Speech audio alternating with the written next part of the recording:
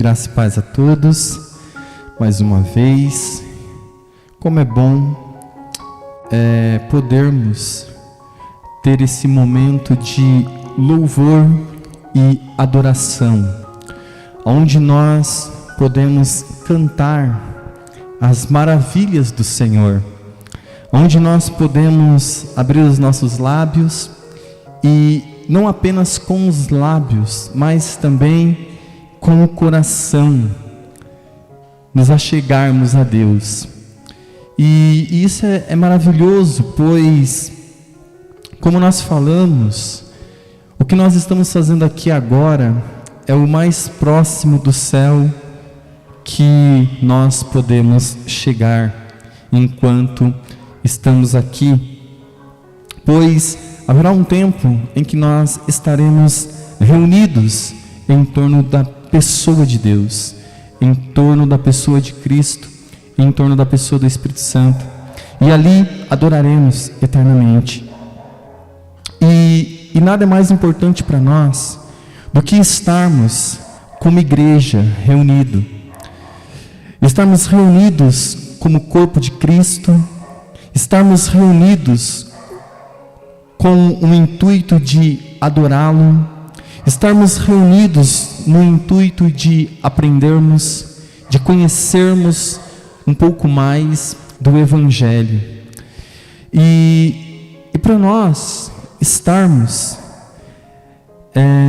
diante desse privilégio que é meditar no Evangelho e nele crescer dia após dia e termos a carta de Paulo diante dos nossos olhos e o Espírito Santo para nos direcionar, é o maior tesouro para nós que poderíamos receber de Deus no dia de hoje.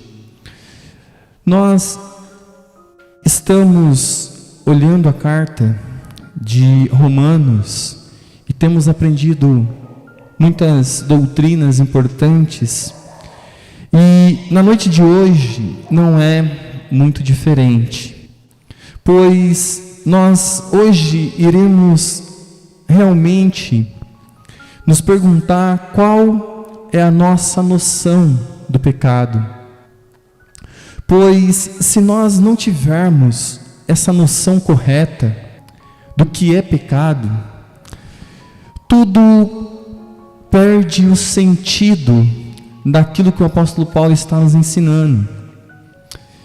E é importante para nós entendermos e termos uma noção correta do pecado. Como eu falei, é uma doutrina que os homens detestam, é uma doutrina que essa geração não abraça, é uma doutrina que tem fugido dos púlpitos, pois as pessoas acham que não é relevante falar sobre o pecado. Devido a isso, a igreja hoje tem um pequeno e raso conhecimento do pecado. E quando isso acontece, é algo catastrófico, é algo terrível para a igreja e para os cristãos, pois isso é muito importante para a nossa salvação. Então, na noite de hoje, amados, nós vamos ler Romanos, capítulo 7, do 7 ao 12. Aí no próximo culto, nós vamos nos apegar ao 12 ao 13, pois é importante. Mas antes de olharmos o versículo 12 e 13, temos que mais uma vez nos apegar ao texto a qual nós vamos ler. Você que tem a sua Bíblia, abra ela em Romanos capítulo 7, do versículo 7 ao 12. O texto diz assim: que diremos, pois? É a lei pecado? De modo nenhum. Mas eu não conheci o pecado senão pela lei. Porque eu não conheceria a concupiscência se a lei não dissesse: não cobiçarás. Mas o pecado, tomando ocasião pelo mandamento, operou em mim toda a concupiscência, porquanto sem a lei estava morto o pecado. E eu, em algum tempo, vivia sem lei. Mas, vindo o mandamento, reviveu o pecado e eu morri. E o mandamento que era para a vida, achei eu que era para a morte. Porque o pecado, tomando ocasião pelo mandamento, me enganou e por ele me matou. Assim, a lei é santa e o mandamento santo, justo e bom. Amados, aqui está o texto dessa noite. Aqui está o texto a qual nós precisamos nos atentar. Aqui está o texto a qual nós temos que olhar com atenção, pois contém nele doutrinas maravilhosas. Amados, vamos olhar esse texto pela terceira vez, pois, como eu falei, iremos olhá-lo quantas vezes mais forem necessárias, para que a carta e as doutrinas que o apóstolo Paulo nos ensina fiquem nítidas para nós, fique clara para o nosso entendimento. Pois quando nós temos um conhecimento nítido, claro, podemos então olhar e ver com clareza o que o apóstolo Paulo está nos ensinando, pois elas são importantes para uma compreensão da nossa salvação e também da incrível graça, amados, que nos alcançou. É importante nós entendermos a grandeza dessa doutrina. O apóstolo Paulo aqui tem nos ajudado a ver e a conhecer melhor o que de fato é a realidade do pecado, a sua natureza, a sua profundidade e também as suas consequências. E não ter esse conhecimento é algo triste, terrível. E o apóstolo Paulo, então, ele se esforça para nos mostrar isso.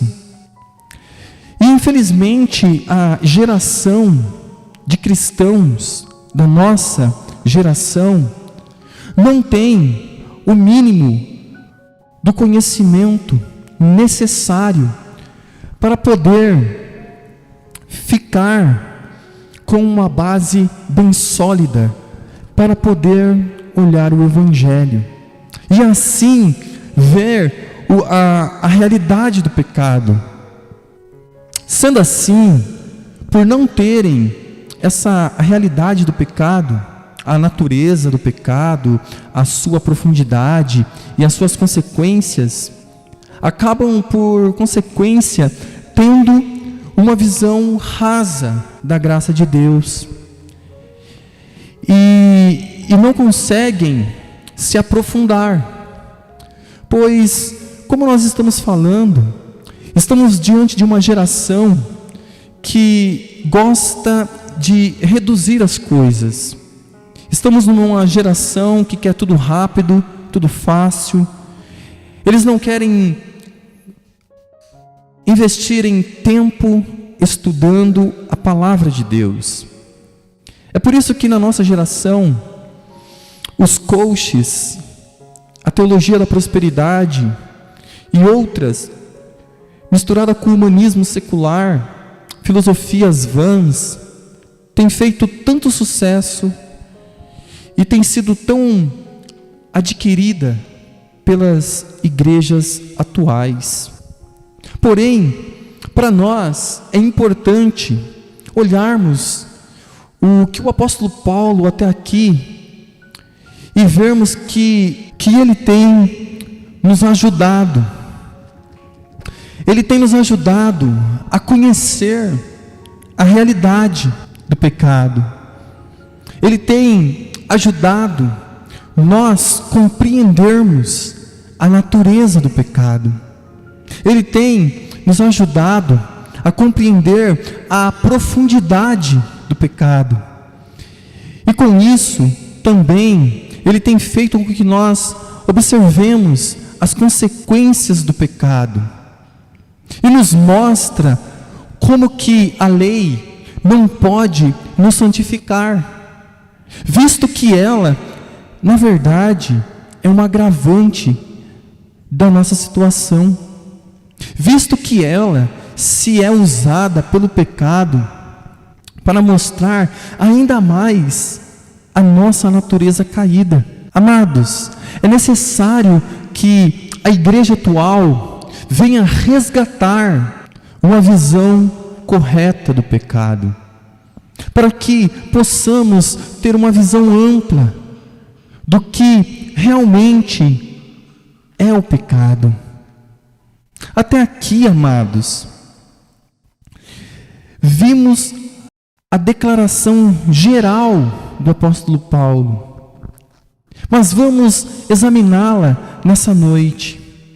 A primeira coisa que ele nos diz é algo sobre a natureza e o caráter do pecado. Como vocês definem o pecado? Me digam, amados, qual é a sua noção real do pecado? Como vocês o definem? Como vocês definem o pecado? Me digam qual é a sua noção real sobre o pecado. Amados, é óbvio que não podemos dizer que o pecado é algo meramente negativo. Amados, há muitos que os consideram e o descrevem desse modo. A doutrina bíblica do pecado é muito impopular atualmente nas igrejas. Ela é muito impopular no meio cristão. Para os cristãos da nossa geração, essa doutrina ela é antagônica. A igreja atual desconhece quase que totalmente a doutrina sobre o pecado. Há os que dizem que a antiga noção do pecado, na verdade, deveria ser descartada, que ela fez muito mal, que levava as pessoas a se condenarem e a se sentirem sem esperança, e pessimistas também. Dizem eles que o termo pecado, na verdade, nem deveria ser utilizado nos dias atuais, pois ele é negativo demais, que é psicologicamente mal para nós, porque produz pessoas tristes. Vejam, amados, eles acabam abraçando o humanismo secular e o liberalismo, e eles acabam abandonando o Santo Evangelho, abandonam as Santas Escrituras. Certa vez, um pregador liberal escreveu em um de seus sermões, a maior parte do seu sermão era um ataque ao grande hino de Charles Wesley. Sim, o hino que diz: Jesus, amigo de minha alma. E particularmente a estrofe que diz assim: justo e santo é teu nome. Eu sou toda iniquidade, cheio de pecado eu sou, tu és cheio de graça e de verdade. Foi especialmente essa parte que esse pastor liberal abominou. Foi exatamente essas palavras. Achava o hino uma desgraça, que deveria ser eliminado do hinário e que nunca mais deveria ser entoado. Vocês veem, amados, não é parecido com a geração atual de cristãos? Olhem por um momento verdadeiramente para os hinos atuais da nossa geração. Veja como eles são egocêntricos. Com certeza essa geração diria o mesmo do hino de Charles Wesley. Sim, eles fariam um coro e repetiriam isso por toda a eternidade.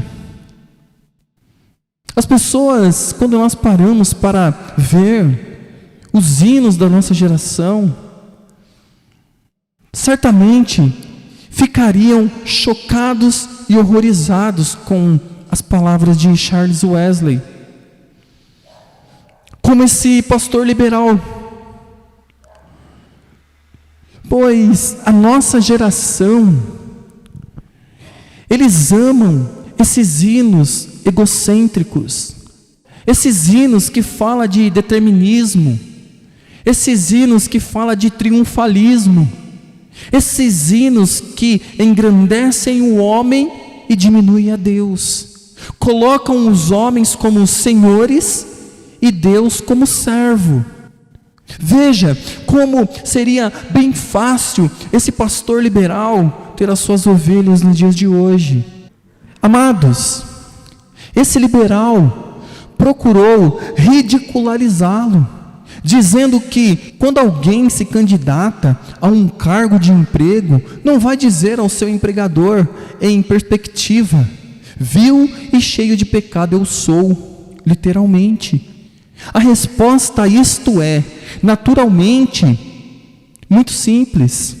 O tal candidato não diz isso ao empregador potencial, porque sabe que a mesma condição pecaminosa é verdade acerca do empregador também. Porém, mas quando nos defrontamos com Deus, a situação é inteiramente diferente. A que ridícula posição as pessoas baixam, amados, quando negam as verdades das Escrituras, as doutrinas bíblicas. Quão ridículo as pessoas se tornam, pois tentam igualar Deus a nós. Porém, é necessário termos isso diante de nós. Todavia, meus amados, essa é a atitude comum hoje. Muitos dizem que não devemos falar do pecado propriamente dito. As pessoas dizem que não podemos incomodar a plateia. As pessoas dizem que não devemos incomodar, infortunar os homens com essa doutrina. Afinal de contas, os homens já estão tão tristes e carregados dos seus afazeres, já têm uma rotina estressante. Para que nós iremos abrir a nossa boca para falar de uma doutrina que acaba levando os homens mais para baixo? Não é melhor falarmos de coisas boas, de como eles vão triunfar na semana, nos seus projetos, nos seus sonhos? Não é bom falarmos que eles terão sucesso na sua família e nos seus projetos pessoais? Sim, essa é a mensagem que a igreja atual tem trocado pela doutrina do pecado. Não devemos propriamente falar mais sobre o pecado. O que devemos dizer é o que gostaríamos de ver na pessoa, algo que não há nela. Em outras palavras, não podemos dizer a uma pessoa que ela é má, onde já se viu falarmos tal coisa. Devemos dizer que ela não é uma pessoa boa, mas não dizer que ela é má. Não devemos dizer a um homem que ele é positivamente mau. Não devemos fazer isso. Antes, o que devemos dizer é que ele ainda não se desenvolveu quanto poderia ter se desenvolvido. É esses cuidados que as pessoas dizem que nós devemos ter. O conceito é puramente negativo. Consiste meramente em notar a ausência de certas qualidades. Ou, se estas existem, dizer que precisam ser trazidas à luz. Porém, amados, devemos parar de dizer que as pessoas são positivamente más. E para repetir o termo do original de Charles Wesley Vyse, o que se chama pecado? Se quisermos usar palavras, se quisermos usar essas palavras, é uma coisa inteiramente negativa, mera privação, pode-se dizer, e não uma coisa essencialmente positiva. Está claro e patente que é algo que o apóstolo rejeitaria em toto, significa totalmente, porque toda a sua tese depende disso, que o pecado é uma força positiva que pode usar a alavanca, pode pressionar na ponta de uma barra e usar de fulcro o ponto de apoio. Amados, o pecado, diz ele, tomando ocasião.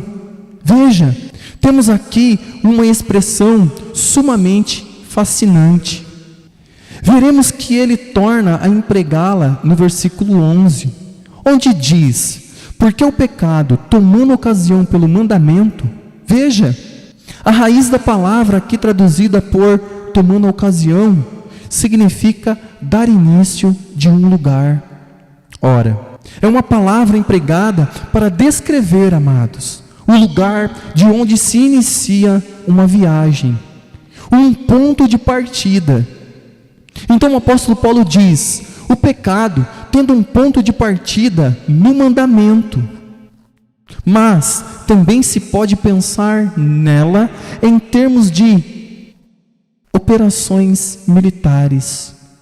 E nesse sentido, refere-se a uma base, na qual são feitos os preparativos, onde as tropas recebem treinamentos, e da qual o exército parte em sua campanha. Então, temos assim, o pecado fazendo uso do mandamento como base de operações. Ou, na verdade, pode-se usar ainda outra ideia, e alguns tradutores a adotaram, que diz: é uma ideia muito interessante e pitoresca, e talvez explique melhor o sentido do que as outras duas. O pecado usando a lei como um fulcro, significa o pecado usando a lei como uma alavanca. Então, o pecado usando a lei como uma alavanca. O sentido de fulcro, neste contexto, é de ponto de apoio. Se você se defrontar com o problema de mover um grande peso, em algum momento da sua vida, uma pedra enorme, ou um objeto similar, você verá que pelos meios comuns não conseguirá removê-lo. Porém, então, trata de conseguir uma longa barra. Quanto mais comprida, melhor. Uma alavanca. É isso que fulcro é. Depois, coloca uma ponta da barra, possa apoiar-se firmemente e a coloca perto do objeto que você quer mover. Depois coloca uma ponta da barra embaixo do objeto e pressionando na outra ponta da barra embaixo do objeto e pressionando na outra ponta e usando o cepo de madeira como um fruco, será capaz de levantar e remover o pesado objeto que você quer remover. A palavra aqui traduzida por tomando decisão era muitas vezes empregada nesse sentido, amados.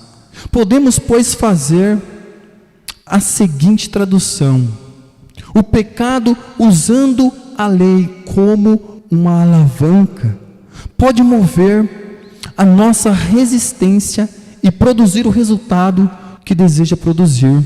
Isso ajuda maravilhosamente a entender a ideia que o apóstolo Paulo tinha em mente.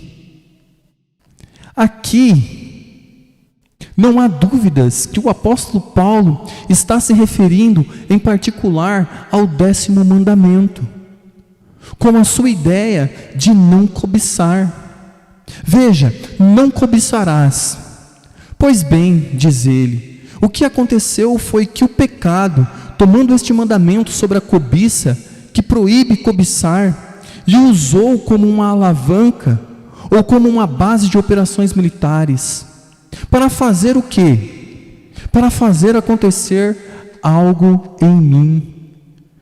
Diz o apóstolo Paulo, o pecado operou em mim. A palavra operou é também muito interessante, amados, e importante. É uma palavra de muita força. Significa trabalhar, significa realizar ou completar algo.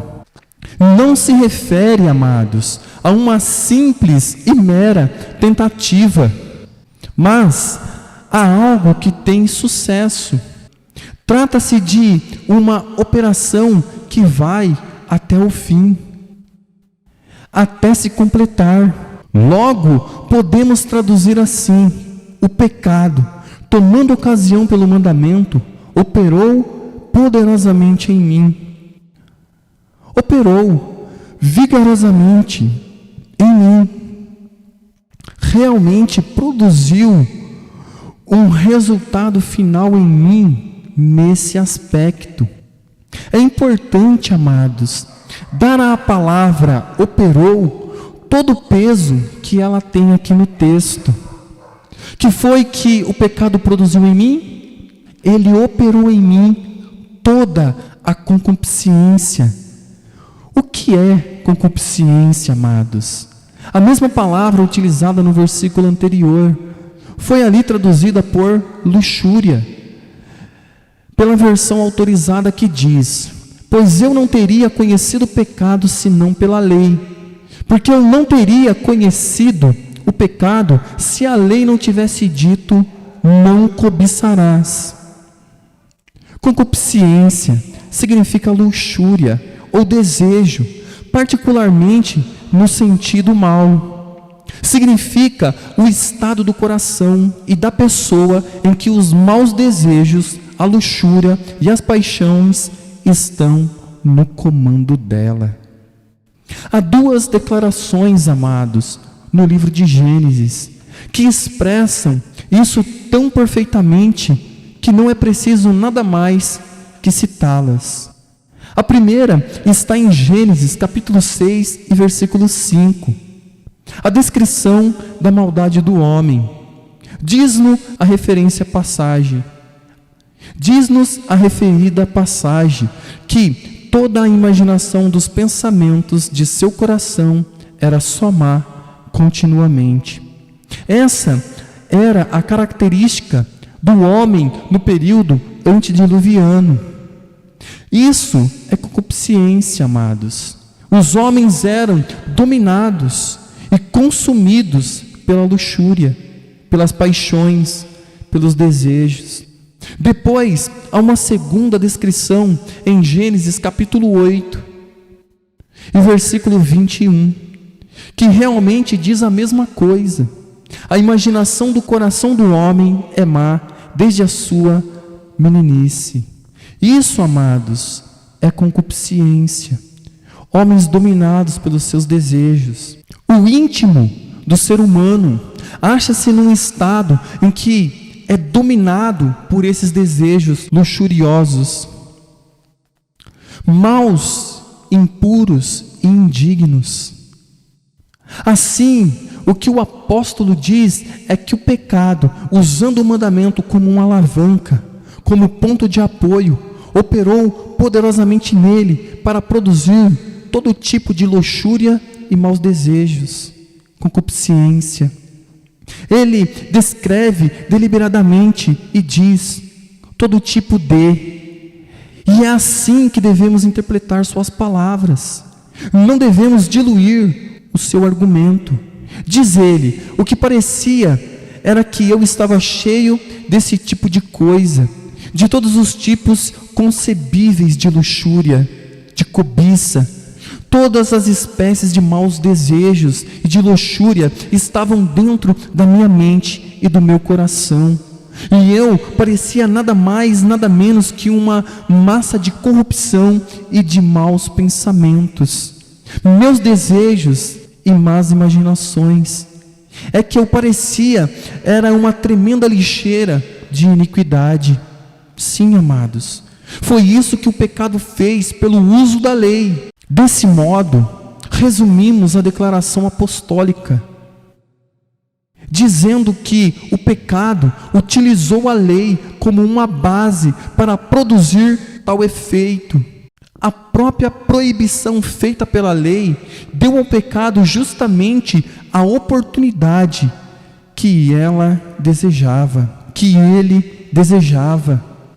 Desertou, na verdade, deu-lhe uma coisa com que funcionar, como que apoio numa alavanca, e conseguiu mover dessa maneira terrível e aterradora.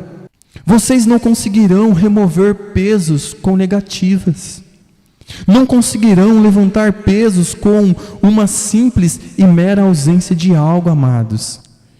Não, o conceito global, o quadro todo, a própria fraseologia empregada pelo apóstolo Paulo visa expor a ideia de que o pecado é positivo. E não somente positivo, mas também poderoso ao extremo. É uma coisa que pode tomar ocasião, que pode ter base de operações, que pode usar uma alavanca, que pode mover grandes pesos e obstáculos. O pecado pode agir, pode operar poderosamente através do mandamento. Como é então que o pecado usa a lei? De que maneira o pecado usa a lei? Como uma alavanca, como base de operações, como ponto de partida. Eis a primeira parte da resposta. Ele o fez despertando o elemento da rebelião que existe em nós. Todos nós nascemos rebeldes. Todos nós nascemos com um antagonismo para com Deus dentro de nós. Esse é um postulado. Esse é um postulado fundamental da Bíblia, amados. Alguém o contestará? Se alguém o fizer, a réplica acha-se no próximo capítulo. No capítulo 8, versículo 7, onde diz: porquanto a inclinação da carne é inimizade contra Deus, pois não é sujeita à lei de Deus, nem em verdade o pode ser. Ele não diz apenas que ocasionalmente fazemos coisas que Deus nos diz que não fizéssemos. A mente carnal, é isso, é o pecado no controle, é inimizade contra Deus. No entanto, muitos homens modernos dizem, já me disseram isso muitas vezes, eu sempre criei em Deus e sempre procurei adorá-lo, mas o Deus adorado por eles não é o Deus, porém uma ficção da imaginação deles. Dizem as Escrituras que a inclinação da carne a mente carnal, a mente natural é inimizade contra Deus.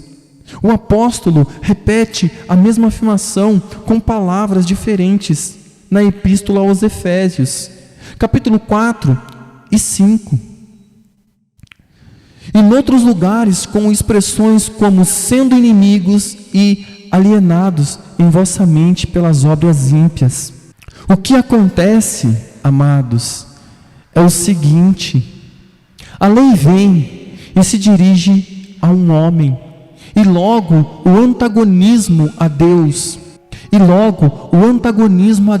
que é inato nele e que lhe é natural, o espírito de rebelião é despertado, é intensificado, e o desejo de realização pessoal entra em cena.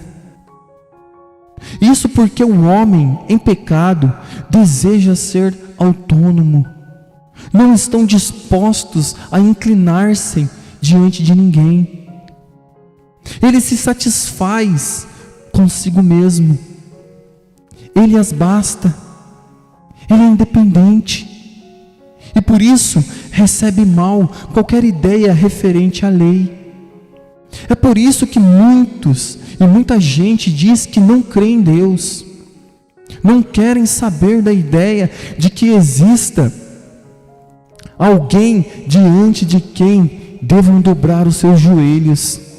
São homens do presente século, homens que firmam os seus próprios pés.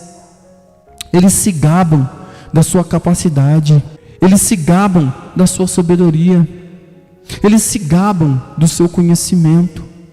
Porém, ao fazerem isso, se tornam loucos, pois o que nós vemos na realidade é todo o antagonismo que o homem sente por Deus, toda a rebelião, como um vulcão em erupção, jorrando as suas larvas. Amados, o homem no estado natural, ele é inimigo de Deus. E então aqui podemos ver com clareza, podemos ver que o problema do homem então é a sua natureza, pois ele foi vendido ao pecado. Ele foi vendido ao pecado. Tudo que ele faz a sua vida inteira é quebrar os mandamentos de Deus.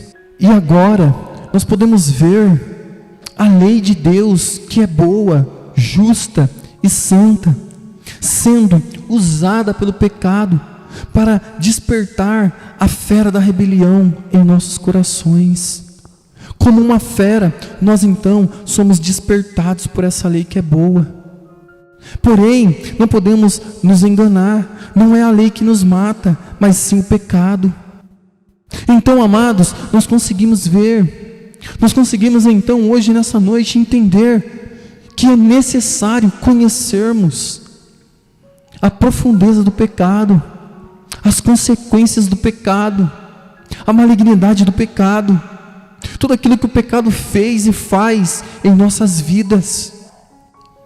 Como é necessário, amados, para essa geração. Deveríamos passar mais tempo olhando e meditando sobre o pecado, sobre a cobiça que o apóstolo Paulo está dizendo.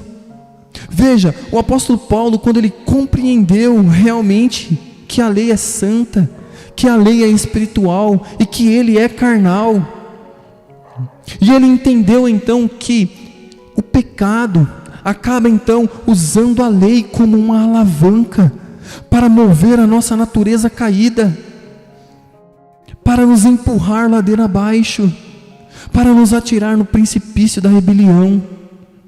Amados, os homens são antagonistas. Todo antagonismo natural flui. Todo espírito de rebelião é despertado e intensificado. O homem, quando ele consegue olhar para a lei, e quando a lei então faz com que ele se torne um rebelde, que ele se torne alguém que detesta Deus, que odeia Deus, pois nós vemos que ele ama o que Deus odeia. Como nós falamos, não há nenhum problema com a lei. Como nós falamos, a lei é boa, a lei é santa, justa e perfeita. Então ele consegue agora mostrar para nós a profundeza dessa doutrina. E quanto isso é importante para entendermos a grande graça que nos alcançou. Os homens muitas das vezes ignoram isso, amados. Os homens ignoram, dia após dia. Por isso é necessário que se levante homens nessa geração, pregadores que retornem a anunciar, amados, as ameaças da lei, anunciar as suas exigências, anunciar a sua punição. Pois o apóstolo Paulo, ele diz para nós coisas importantes. E para nós, nessa noite, conhecermos cada detalhe que o apóstolo Paulo está expondo, é maravilhoso. É maravilhoso não nos contentarmos com pouco, em relação ao ensino e à doutrina do pecado. Como é maravilhoso para nós conhecermos o nosso adversário, pois conhecendo melhor ele, conhecendo a sua realidade, conhecendo a sua natureza, conhecendo a sua profundidade, conhecendo as suas consequências, podemos lidar com ele de maneira correta. O grande mal dos homens é não conhecer o pecado, é não conhecer o que isso implica. Os homens que não conhecem nada sobre o pecado, não conhecem a sua realidade, não conhecem a sua natureza, não conhecem a sua profundidade e muito menos as suas consequências. Mas o apóstolo Paulo, ele nos leva a conhecer, ele nos leva a ter um olhar profundo, um olhar correto.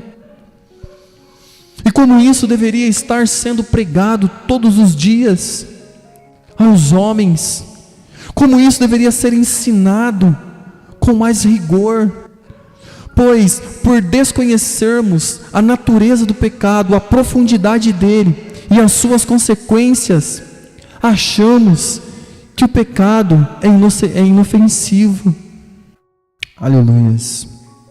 Então, amados, que nessa noite a nossa oração seja para que o Espírito Santo conduza as nossas mentes por este caminho seguro, e só assim podemos olhar a grandeza da obra de Cristo na cruz, e só assim nós podemos ver que fomos libertos da escravidão do pecado. Pois temos que ter em mente que quando Adão e Eva pecou, fomos vendidos como escravos para o pecado. Porém, quando Cristo morre naquela cruz, Ele nos liberta da escravidão do pecado. Pois os homens, como nós falamos, desconhecem tudo o que está sendo dito sobre o pecado. Não basta termos uma visão superficial e rasa e dizer que o pecado é algo horrível. Isso é muito raso. Mas antes temos que ver a sua natureza, a sua profundidade, a sua realidade e as suas consequências. E graças a Deus pela vida do apóstolo Paulo, que inspirado pelo Espírito Santo pode nos mostrar essas grandezas e pode abrir os nossos olhos para essa realidade e conduzir as nossas mentes para que hoje pudéssemos olhar e ver o estado que estávamos e a grande obra que foi feita aqui naquela cruz para nos resgatar, nos limpar, nos purificar e nos libertar dos agrilhões do pecado. Não somos mais escravos do pecado. Não pertencemos mais a eles, amados. Não temos mais nada a ver com o pecado. Agora somos servos de Cristo, libertados por Ele. Pertencemos a Ele. E isso é o Evangelho. Aqui está a boa notícia.